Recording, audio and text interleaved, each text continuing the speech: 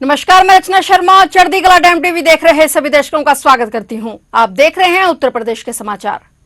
3 दिन चलने वाले यूपी टीईटी का आयोजन आज गुरुवार से हो गया है। इस परीक्षा में करीब 16 लाख अभ्यर्थी शामिल हो रहे हैं। उत्तर प्रदेश शिक्षक पात्रता परीक्षा 2, 3 और 4 जुलाई को आयोजित होगी और इसमें प्रदेश के 60 जिलों से करीब 16 लाख अभ्यर्थी शामिल हो रहे हैं। यूपी के अलावा अन्य प्रदेशों से भी 1 लाख से अधिक अभ्यर्थी पंजीकृत हैं। परीक्षा कुल 955 केंद्रों पर हो रही है। महाराष्ट्र में टीईटी का प्रश्न पत्र लीक होने के बाद सुरक्षा चौकसी बढ़ा दी गई है। एसटीएफ और खुफिया एजेंसियों ने सैकड़ों कोचिंग संचालकों के नंबर निगरानी पर लिए हैं। कुछ संदिग्धों से पूछताछ भी की जा रही है, हालांकि इसकी आधिकारिक पुष्टि नहीं हुई है। उत्तर प्रदेश शिक्षा सेवा चयन आयोग के अध्यक्ष प्रशांत कुमार ने परीक्षा पारदर्शिता और निष्पक्षता से कराने की बात कही। वर्ष 2021 में परीक्षा नियामक प्राधिकारी कार्यालय की ओर से कराई गई टीईटी परीक्षा का प्रश्न पत्र लीक हो गया था और इसी कारण इस बार एसटीएफ और खुफिया एजेंसियां विशेष सतर्कता बरत रही हैं। परीक्षा का आयोजन 5 पालियों में करवाया जा रहा है। 60 जिलों के 955 परीक्षा केंद्रों पर 16 लाख अभ्यर्थी शामिल होंगे। वहीं शिक्षक पात्रता परीक्षा को लेकर मुख्यमंत्री योगी आदित्यनाथ ने अधिकारियों को निर्देशित किया है कि परीक्षा के दौरान बड़ी संख्या में अभ्यर्थी प्रदेश के विभिन्न जनपदों के साथ अन्य राज्यों से भी आएंगे। ऐसे में रेलवे स्टेशन, बस अड्डों और प्रमुख यातायात केंद्रों पर पर्याप्त सहायता व्यवस्था सुनिश्चित की जाए।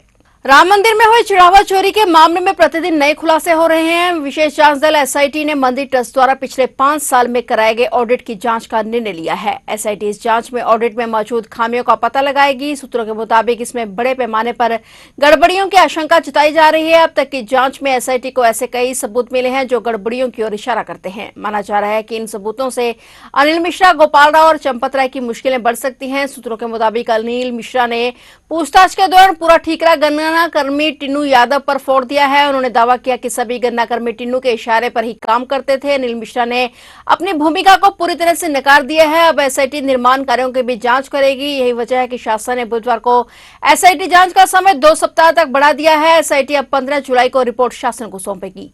लखनऊ के विभूति खंड क्षेत्र में पुलिस ने एक फर्जी अंतर्राष्ट्रीय कॉल सेंटर का भंडाफोड़ करते हुए 119 लोगों को हिरासत में लिया है। पुलिस सूत्रों के मुताबिक विभूति खंड थाना क्षेत्र स्थित समिट बिल्डिंग की 11वीं मंजिल पर बने दफ्तरों से संचालित किए जा रहे इस फर्जी कॉल सेंटर से जालसाज देश विदेश में ठगी करते थे। उन्होंने बताया कि वे ऑनलाइन शॉपिंग साइट से रिफंड दिलाने के नाम पर साइबर ठगी करते थे। पुलिस सूत्रों ने बताया कि ये छापेमारी लखनऊ पुलिस कमिश्नरेट की साइबर प्रकोष्ठ और साइबर थाने की संयुक्त टीम ने की। उन्होंने बताया कि यह कॉल सेंटर मुख्य रूप से रात में काम करता था और कथित तौर पर डॉलर ऐप का इस्तेमाल करके तकनीकी धोखाधड़ी और तरह तरह के लालच देकर लोगों को ठगता था। पुलिस ने एक बयान में कहा कि छापेमारी के दौरान 119 लोगों को हिरासत में लिया गया। 100 लैपटॉप, 178 मोबाइल और अहमदाबाद के 2 मास्टरमाइंड पुलिस ने काबू कर लिए हैं। अंतर्राष्ट्रीय साइबर धोखाधड़ी सिंडिकेट के अन्य सदस्यों की भूमिका की भी जांच जारी है। मुजफ्फरनगर स्थित गांव मांडी की दोनों फैक्ट्री के मालिक अंकित बालियान को एसआईटी सहित पुलिस की 5 टीमें तलाश कर रही थी। वह तमंचे के साथ हरियाणा के जिला पलवल के होडल थाना क्षेत्र में तमंचे के साथ गिरफ्तार कर लिया गया है। उसकी गिरफ्तारी के मामले को लेकर एसएसपी संजय कुमार वर्मा ने पलवल को एसएसपी से बात की और पुलिस के दोनों फैक्ट्री में मजदूर को बंधक बनाने और एक मजदूर नेपाल निवासी अर्जुन टोपी की गैर इरादतन हत्या के मामले में मांडी निवासी अंकित बालियान की तलाशी थी और पुलिस उसे 23 जून से तलाश रही थी। तितावी थाना के पास हरियाणा के थाना होडल से सूचना मिली कि मांडी गांव निवासी अंकित बालियान को तमंचे के साथ गिरफ्तार किया है और तितावी पुलिस ने उसके आपराधिक इतिहास की जानकारी दी और तितावी पुलिस ने उसके बारे में पूरी जानकारी दी। एसएसपी संजय कुमार वर्मा ने बताया कि आरोपी की गिरफ्तारी के बारे में जानकारी मिली है, वहां वास्तव में गिरफ्तार हुआ है या फिर कुछ अन्य मामला रहा है, इस बारे में उन्होंने पलवल के एसएसपी से बात की है। आरोपी को बी वारंट पर लाकर पूछताछ की जाएगी। फैक्ट्री से लापता 2 मजदूरों के बारे में भी जानकारी ली जाएगी। मांडी निवासी अंकित बालियान ने अपनी फैक्ट्री में राजस्थान, बिहार, उत्तराखंड, यूपी के विभिन्न स्थानों पर रहने वाले 1 दर्जन मजदूरों को बंधक बनाया था और मारपीट करते हुए भूखा रखकर उनसे काम कराया जा रहा था। राजस्थान निवासी मजदूर विक्रम सिंह किसी तरह भागकर तितावी थाने पहुंचा था और इसके बाद पुलिस ने श्रम विभाग की टीम की मदद से मजदूरों को बंधक मुक्त किया था। क्या हुआ आपके साथ? हमारे साथ में झूठ सच बोल करके हमको पैसे का लालच देके हमको बुला लाया गया अम्बाला से। बोलो हम 12,000 रुपये महीना देंगे, 3 टाइम चाय, 3 टाइम खाना। न यहाँ चाय मिलता था, न खाना मिलता, चोकर की रोटी मिलती, 24 घंटा बाद वो भी नमक रोटी मिलता था। अच्छा, कोई पैसा नहीं है, कोई चीज नहीं मिलती। परिवार से कभी कोई बात नहीं? कोई बात नहीं, मोबाइल, आधार सारा को ले लिया, सब चीज ले लेती। सब ले लिया। किस तरह से आपको पीटते थे, कैसे टॉर्चर करते थे? बेल्ट से मार देगा, तो काम नहीं करेंगे तो मारेगा, नीला नीला के मशीन पे बचा देगा। ये जो कान कटा है तो मारे कैसे? ये बेल्ट से मार मार के काटा। बेल्ट से मार के? हाँ। तो परिवार से इस बीच बात नहीं हुई? बात मैंने भाई से किए हुए हैं। अब बात हुई है? हाँ, बात हुई जब पुलिस ले गए आपको? 11 महीने से तुम वहाँ थे, तो कैसे छूटे वहाँ से? वहाँ एक लड़का उधर से भगाया गया था, वो मेन मालिक था, वो मेहमानी गया था कहीं पे रिश्तेदारी में, तो उसका बाप आया था, वो गेट खोला था, तो उसी के झांसे में लड़का को भगाया गया। वह लड़का भाग करके उसको लपटाया भी, तो लोग निकल पाया नहीं। वो आकर के थाना रुका, वो बेचारा ने हमको छुड़वाया, तो पुलिस ने उनको प्रशासन को एक कुत्ता भी वहाँ पे रखा था? एक नहीं, दो हैं जी। 2 कुत्ते हैं? ये गेट के बाहर रहता है, गेट के अंदर। अच्छा, जो अगर भागते तो अटैक करते थे? हाँ। थाना सिविल लाइन क्षेत्र में पुलिस ने वाहन चेकिंग के दौरान थाना इस्लाम नगर क्षेत्र के अंतर्गत डकैती की घटनाओं में शामिल गिरोह के मास्टरमाइंड आरोपी जितेंद्र उर्फ ढालू 35 वर्षीय को मुठभेड़ के दौरान गिरफ्तार कर लिया है। मुठभेड़ में 2 पुलिसकर्मी भी घायल हुए हैं। घायल पुलिसकर्मी और अभियुक्त को उपचार हेतु जिला अस्पताल बदायूं लाया गया, जहां उपचार के दौरान अभियुक्त जितेंद्र को डॉक्टरों ने मृत घोषित कर दिया, जबकि घायल पुलिसकर्मियों का इलाज जिला अस्पताल में चल रहा है। जानकारी के मुताबिक अभियुक्त जितेंद्र उर्फ ढालू उपरोक्त पर बदायूं के साथ साथ अन्य जनपदों में भी लूट, डकैती और अन्य गंभीर धाराओं में लगभग 1 दर्जन से अधिक मुकदमे दर्ज हैं। अभियुक्त जितेंद्र के पास से एक सेमी ऑटोमेटिक पिस्टल और भारी मात्रा में कारतूस भी बरामद किए गए हैं। एसएसपी अंकिता शर्मा ने बताया कि अभियुक्त डकैती की घटनाओं में वांछित था। आरोपी पर डीआईजी बरेली ने 50,000 का इनाम भी घोषित किया था। आरोपी पर नोएडा और अमरोहा में 12 से अधिक मुकदमे दर्ज हैं। देखिए, आज संपूर्ण जनपद में सघन चेकिंग अभियान चलाया जा रहा था, जिसमें कि थाना सिविल लाइन क्षेत्र में एक संदिग्ध आरोपी बाइक पर आ रहा था, जिसको टीम के द्वारा रोकने का इशारा किया गया, तो वो भागने लगा। जब टीम ने उसे पकड़ने का प्रयास किया तो उसने टीम पर फायर कर दिया। अपने बचाव हेतु फायर में उस व्यक्ति को गोली लगी और हमारी टीम के भी 2 लोगों को, एक कांस्टेबल और एक सब इंस्पेक्टर को भी गोली लगी है। सभी को उपचार हेतु यहाँ जिला अस्पताल में भर्ती कराया गया, जिसमें बाद उपचार आरोपी को मृत घोषित कर दिया गया है। अभी तक की जांच पड़ताल में सामने आया है कि इस व्यक्ति का नाम जितेंद्र उर्फ ढालू था, जो कि जनपद संभल का रहने वाला है। इस्लाम नगर में जो डकैती की घटनाएं मई महीने में हुई थी, उनमें वांछित चल रहा था, जिस पर डीआईजी बरेली सर के द्वारा 50,000 का इनाम भी घोषित किया गया था। इसके ऊपर 1 दर्जन से अधिक मुकदमे विभिन्न जनपदों जैसे कि अमरोहा और नोएडा में पहले से कायम है। इसमें अन्य आगे जो भी कार्रवाई होगी उससे आप सबको अवगत कराया जाएगा। अभी तक जो पता चला है, इसके पास से सेमी ऑटोमेटिक पिस्टल और भारी मात्रा में कारतूस भी बरामद हुआ है। कुछ ज्वेलरी भी इसके पास से बरामद हुई है, जिसकी अभी शिनाख्त की जा रही है। आगे जो भी निकल के आता है उससे आप सभी को अवगत कराया जाएगा।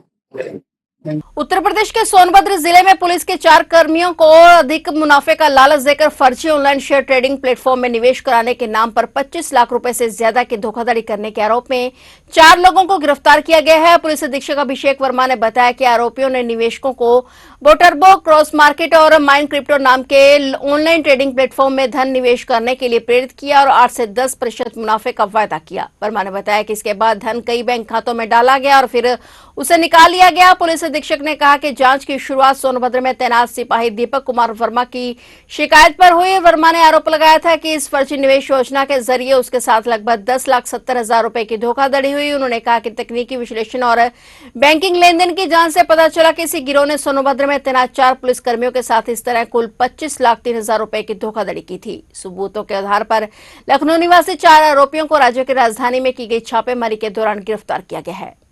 देखिए, हमारे साइबर थाने द्वारा एक बड़ी कार्रवाई करते हुए जनपद सोनभद्र के साइबर थाने में एक मुकदमा अपराध संख्या 16/26 पंजीकृत जो किया गया था, उसमें कार्रवाई की गई है। इसमें पाया गया कि एक कंपनी थी जिसका नाम bot bro, cross market on bind crypto, ये अलग अलग नाम से कंपनी बनाते थे। इन लोगों ने भोले वाले जनता का पैसा लेकर के, नौकरी शुदा लोगों का पैसा लेकर के इसमें हैवी इन्वेस्टमेंट कराया है। जब इस विवेचना को आगे बढ़ाया गया तो इसमें नाम प्रकाश है लवी चौधरी नाम के एक व्यक्ति का, जो ऑलरेडी कई राज्यों से और ईडी से भी वांछित हैं मनी लॉन्ड्रिंग एक्ट में, और वर्तमान समय में ऐसा बताया जाता है कि ये इंटरपोल से भी रेड कॉर्नर नोटिस इनका इशूड है, जिसकी जानकारी की जा रही है। इन्हीं की कंपनी के कुछ एम्प्लॉयज़ जो इनके एजेंट थे, जो ग्राउंड लेवल पे जा कर के लोगों को इन्वेस्टमेंट कराते थे और उनको झांसा देते थे पैसा डबल करने के नाम पर, वो लोगों को हम लोगों ने लखनऊ से अरेस्ट किया है। इसमें कुछ लोग हैं जो सूफियान मोहम्मद दानिश, अरशद सिद्दीकी, तुफैल खान, ये सभी जनपद लखनऊ के निवासी हैं। इन्होंने हमारे यहाँ पे आकर के कई लोग का पैसा अपनी फर्म में इन्वेस्ट कराया और जब इनसे पैसा मांगा जाना लगा तो इन्होंने असमर्थता जाहिर करी और ऊपर से उन सभी नंबर्स को उन लोगों ने ब्लॉक भी कर दिया। फिर ये भी देखा जा रहा है कि इन्होंने सिर्फ एक कंपनी नहीं, अलग अलग कंपनी के माध्यम से पैसा इन्वेस्ट किया और क्रिप्टो करेंसी और अन्य माध्यमों से भी इस पैसे को ट्रांसफ़र करके अपने सिस्टम से बाहर निकाल लिया है। जो एक अकाउंट हम लोगों ने अभी चेक किया है, पिछले 1 साल में लगभग 500 करोड़ रुपए का ट्रांजैक्शन इसमें पाया गया था और जिसके संबंध में ईडी अलग से जांच कर रही है। पुलिस, सोनभद्र पुलिस द्वारा भी इसमें जो अभियोग पंजीकृत है, इसके सभी पहलुओं पे जा करके जो भी सभी इसमें वांछित अपराधी हैं उन सभी के खिलाफ कार्रवाई की जाएगी। सहारनपुर के कोतवाली सदर बाजार क्षेत्र स्थित एसबीआई कॉलोनी में बंद कमरे में स्थित एक लैब टेक्नीशियन और युवती के शव मिलने से सनसनी फैल गई। पुलिस ने दरवाजा तोड़कर दोनों को बाहर निकाला। प्रथम दृष्टया जांच में पुलिस को मामला प्रेम प्रसंग से जुड़ा प्रतीत हो रहा है। हालांकि अधिकारियों का कहना है कि मौत के वास्तविक कारणों की पुष्टि पोस्टमार्टम और फोरेंसिक रिपोर्ट आने के बाद ही होगी। पुलिस को सूचना मिली थी कि एसबीआई कॉलोनी स्थित एक मकान का कमरा अंदर से बंद है और काफी देर तक आवाज देने के बावजूद कोई दरवाजा नहीं खोल रहा। मौके पर पहुंची सदर बाजार पुलिस ने खिड़की से अंदर देखा तो संदिग्ध स्थिति दिखाई दी और इसके बाद स्थानीय लोगों की मौजूदगी में दरवाजा तोड़ा गया, जहां एक युवक और एक युवती मृत अवस्था में मिले। सूचना पर एसएसपी अभिनंदन सिंह और एसपी सिटी व्योम बिंदल भी घटनास्थल पर पहुंचे। फोरेंसिक और फील्ड यूनिट ने मौके से साक्ष्य जुटाए। सीओ द्वितीय मनोज कुमार यादव ने बताया कि शुरुआती जांच में मामला प्रेम प्रसंग से जुड़ा हुआ प्रतीत हो रहा है। पुलिस सभी पहलुओं की जांच कर रही है और पोस्टमार्टम रिपोर्ट मिलने के बाद आगे की विधिक कार्रवाई की जाएगी। थाना सदर बाजार पुलिस को सूचना मिलती है कि एसबीआई कॉलोनी में तिरंगा चौक के पास एक मकान में एक व्यक्ति के द्वारा अपने कमरे का दरवाजा अंदर से बंद कर लिया गया है और बाहर से कई बार बुलाने के बाद भी उसके द्वारा दरवाजा नहीं खोला गया था। सूचना मिलते ही तुरंत थाना सदर बाजार पुलिस मौके पर पहुंची और कमरे की खिड़की से देखा गया तो अंदर कमरे के अंदर संदिग्ध परिस्थितियां मौजूद होने के कारण आसपास के लोगों की मौजूदगी में दरवाजा तोड़कर कमरे के अंदर प्रवेश किया गया। कमरे के अंदर 2 व्यक्तियों के शव पड़े हुए थे, जिसमें एक पुरुष का था और एक महिला का था। स्थिति की गंभीरता को देखते हुए मौके पर तुरंत फोरेंसिक फील्ड यूनिट को बुलाया गया। श्रीमान वरिष्ठ पुलिस अधीक्षक सहारनपुर व श्रीमान पुलिस अधीक्षक नगर सहारनपुर के द्वारा तुरंत घटनास्थल पर पहुंचा गया और घटनास्थल की गहनता से जांच की गई। प्रथम दृष्टया जो पुरुष का शव है वो उसकी उम्र करीब 39 वर्ष है, जो कि केरला का रहने वाला है और यहाँ सहारनपुर में एक अस्पताल में उनके द्वारा काम किया जा रहा था। और जो महिला है उनकी उम्र करीब 24 वर्ष है, जो थाना गागलहेड़ी की रहने वाली है। प्रथम दृष्टया मामला प्रेम प्रसंग का प्रतीत हो रहा है और इस दोनों के द्वारा आत्महत्या करना प्रतीत हो रहा है, जिसमें जो पुरुष है उसके द्वारा अपने हाथ की कलाई की नस काटकर तथा कमरे की खिड़की से पार्शियल हैंगिंग करते हुए आत्महत्या की गई थी और जो महिला है उनके द्वारा संभवतः कोई जहरीला पदार्थ खाकर आत्महत्या की गई है। महिला के शरीर पर किसी तरह का कोई जहरीला चोट के निशान नहीं है।